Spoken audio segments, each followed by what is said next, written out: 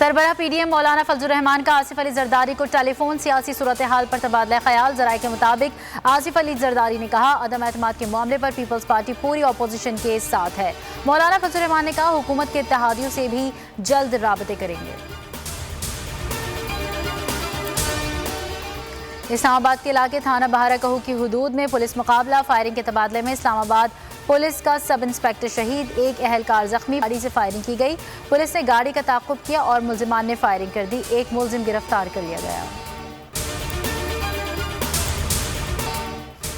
लाहौर में नवाकोट पुलिस की इत्तला पर बर वक्त कार्रवाई। स्कूल बैग में असलहा लाने वाला तालिब इल्म गिरफ्तार कर लिया गया। पुलिस ने 16 साल के खलील के बैग से 2 गोलियां भी बरामद कर ली।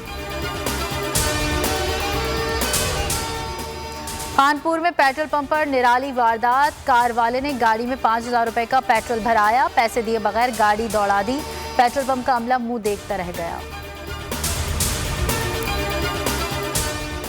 मुल्क में कोरोना का जोर कम हो गया। मस्बत कोरोना केसेस की शरह कम होकर 5.36% पर आ गई।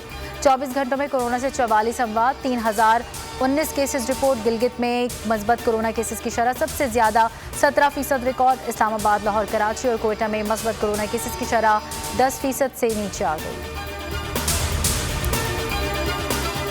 फ़ज़ाई आलूदगी दुनिया का बड़ा मसला। दुनिया के आलूदा तरीन शहरों में लाहौर फिर पहले नंबर पर आ गया। दिल्ली दुनिया का दूसरा और कलकत्ता दुनिया का तीसरा आलूदा तरीन शहर करार।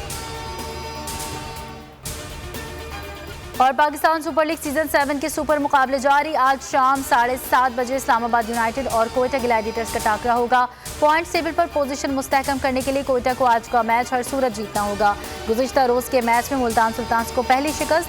लाहौर कलंदर्स ने 52 रन से हरा दिया। फ़खर जमान के धुआंधार 60 रन ने जीत में अहम किरदार अदा किया। हर मैच पर जावेद मियादाद का तज्जिया जानिए सिर्फ बोल न्यूज़ पर।